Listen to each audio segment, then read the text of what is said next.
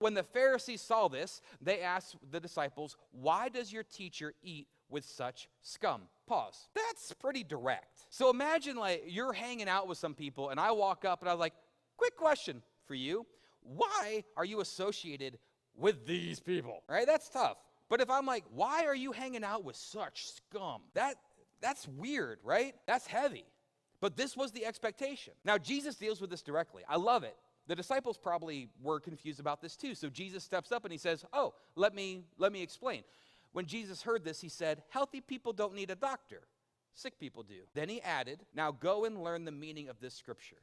Pause again. When they plot to kill Jesus, they are a little upset about the company he keeps. But when they plot to kill Jesus, it's not that he was eating with sinners that's their biggest problem. It's this next part. He looks at the teachers of the law and he says this, "Now go and learn the meaning of this scripture." How dare you? Who are you to look at us that our entire life is surrounded by scripture? That's all we do is read the scripture. And you would dare tell us to go get the meaning? And then he continues, "I want you to show mercy, not offer sacrifices." And he quotes from the prophet Hosea there. And then he looks at them and he says, "For I've come to call not those who think they're righteous." He's talking about them, but those who know they're sinners. So this scripture, it means the same thing 2,000 years ago, but if we were to say it today, Jesus looks at the most religious among him and he says, "Hey, you should probably learn your Bible." He looked at the religious figures and he said, "Actually, you're missing it.